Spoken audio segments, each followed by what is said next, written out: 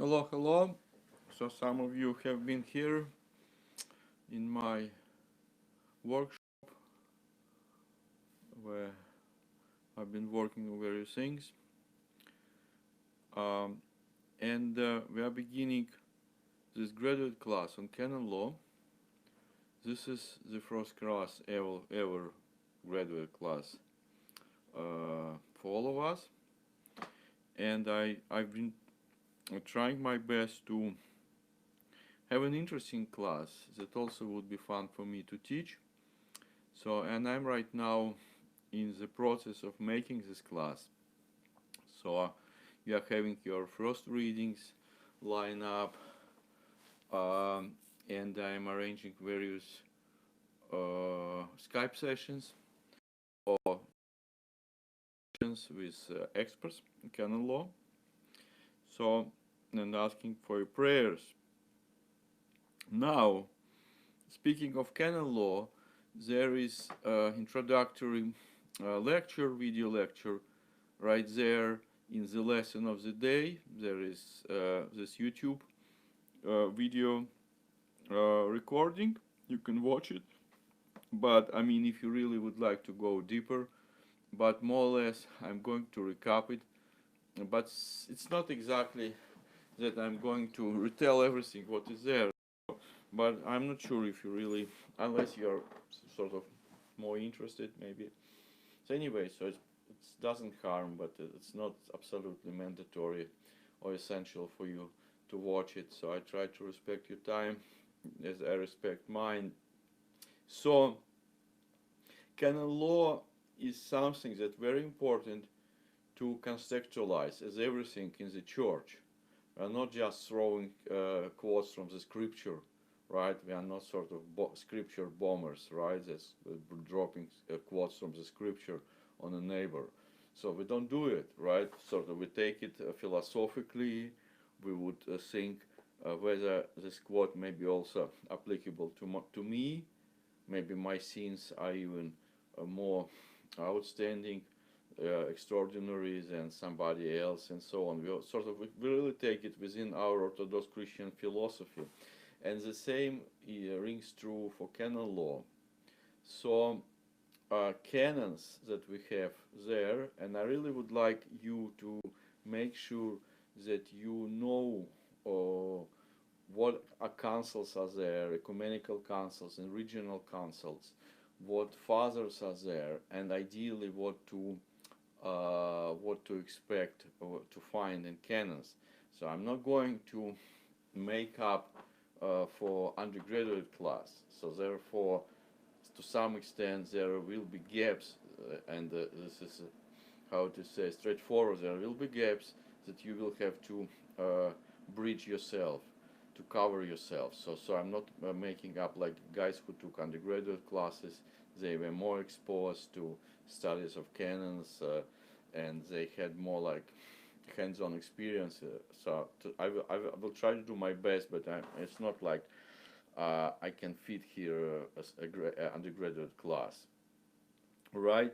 So this was like a long footnote to what I meant to say. So now I meant to say that all canons are common law, as it is known in England, or case law. So it's all based on precedent. There are very few, maybe one canon, which is hypothetical. All of them were responses to particular challenges, to particular situations. Uh, and that's important to understand. You don't really expect answers to all questions that you might have in canons.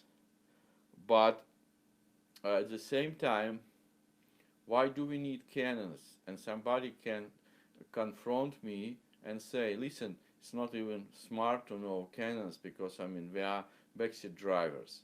So this bus has been driven by a bishop. He is a Frost Frost and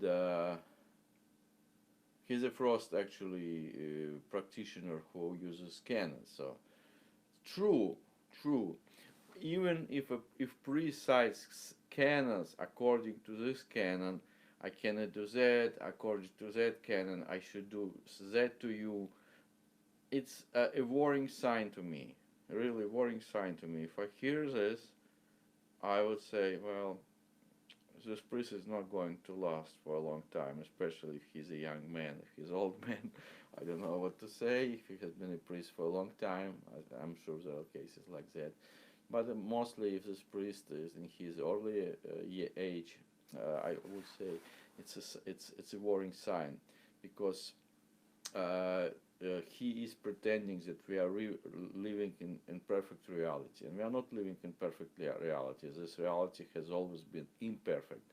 So canons, the guidelines, the word canon, right, is something that Aristotle used in a sense of standard, a benchmark.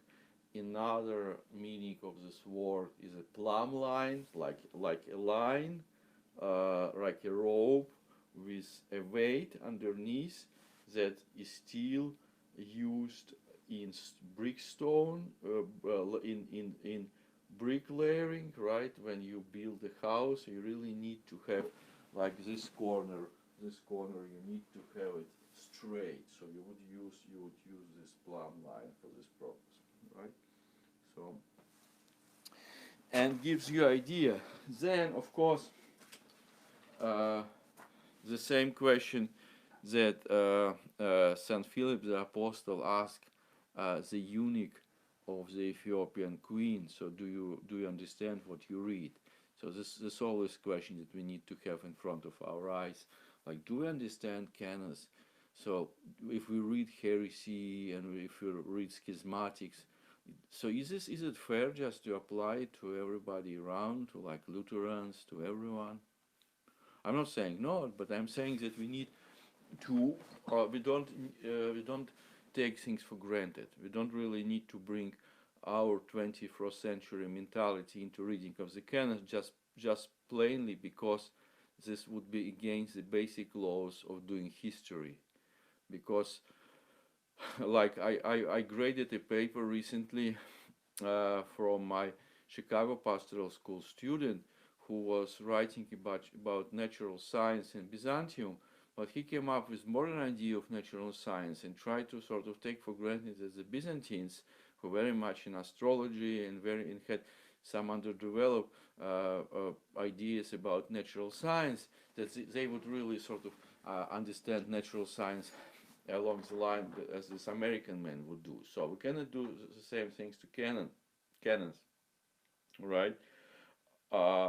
We need to identify those philosophical wisdoms there that are still unchangeable, and there are some pearls, some really beautiful philosophical wisdoms.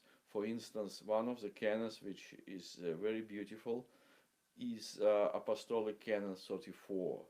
And this canon reads that the first hierarch, first among the bishops, should do nothing without the consent.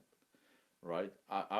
Sorry, that's the second clause. The first clause reads that all bishops should recognize their first hierarch and respect him and act in accordance with him. Right? But at the same time, it's like a recycle sign, like two errors, right? At the same time, he also should be attentive to his peers, and that's very beautiful because I think this is a model of healthy human interaction on various levels. Let's say you are in a parish, and if you say, you know, I have my graduate studies diploma from Jordanville, and I've been there, and so on. You just guys listen up. So I don't think it's healthy. Even like for me as a parent, if I would say to my children just because, I think that's the last line of reserve. It's really.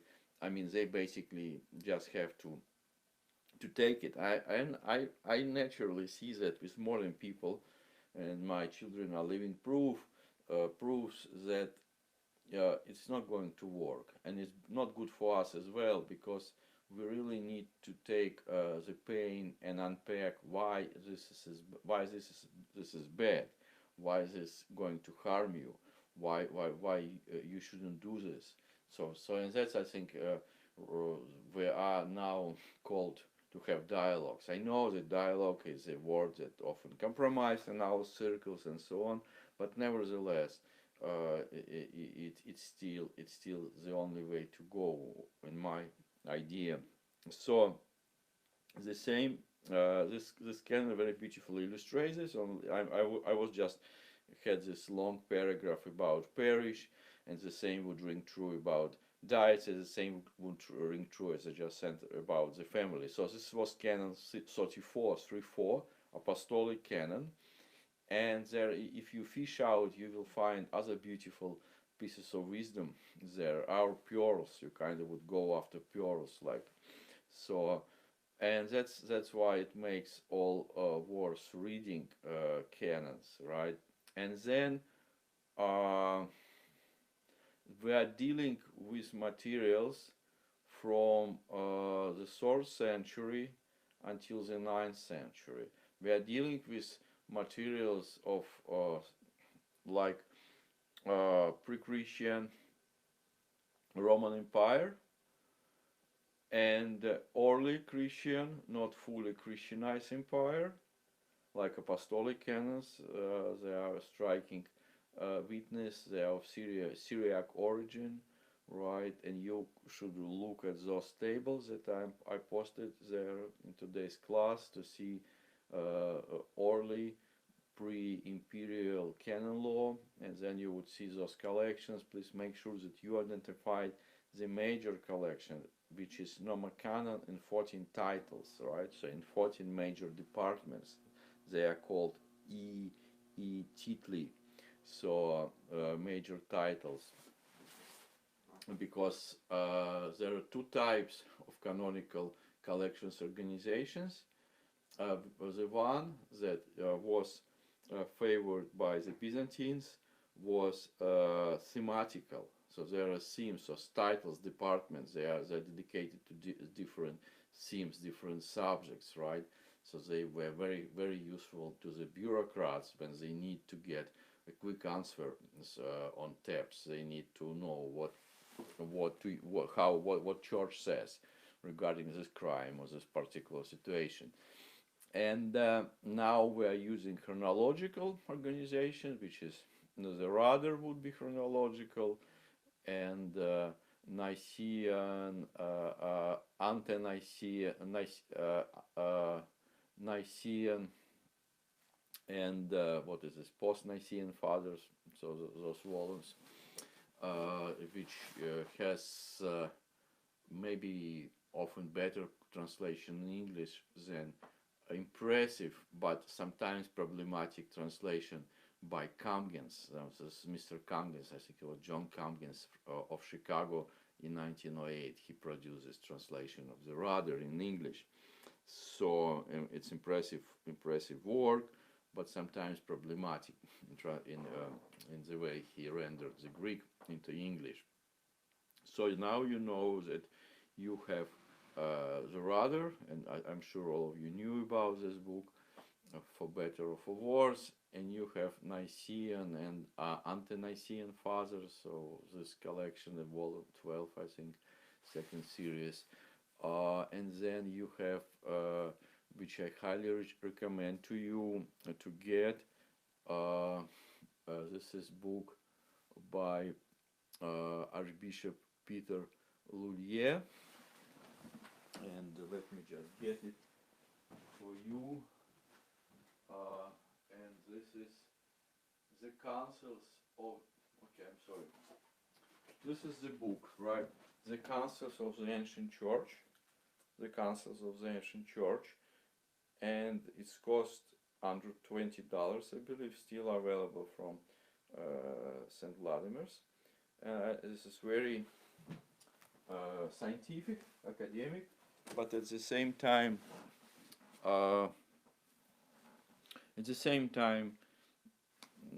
balanced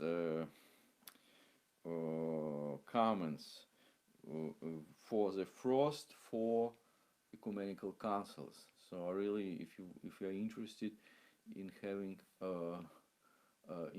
a reference, that would be your reference. Okay, so now let's see regarding your readings. What's going on there? Just give me just a minute. Okay, all I need is a minute. Right. So there are all those readings. Okay, do read Orthodox Canonical Tradition by Father John Erickson. It's a royal path reading, sort of balanced against extremes in approaching canon law, like he would be talking about anarchist approach and legalistic approach. Then there is Canons and Canonical Consciousness by Father Nicholas Afanasyev, for those of you who like theology, because he writes in not a very straightforward language. And My Piece of Canon Law, right, from Encyclopedia of Eastern Orthodox Christianity, try to make sense about the Byzantine canon law, about all those collections. Those will be your readings of Byzantine collections, right? And then Principle for the Interpretation by Vlasios Fidas is reflected in those tables, how to approach canonical problem. Those tables, I hope, are useful. Yeah, those are handouts, like homemade handouts in the school. So I think you will take them with you on your life journey. And my PowerPoint, where you see various councils, and you basically will see what is in our Norma Canon 14 titles, which is our source of canon law. And yeah, and basically that's what I would like you to read before class or after, before this class, which is class on January 29th, or after this class, but in any event before February the 5th, when we will be discussing this. All right, so please do this, and I will talk to you more about requirements for this class. Thanks very much. Bye-bye.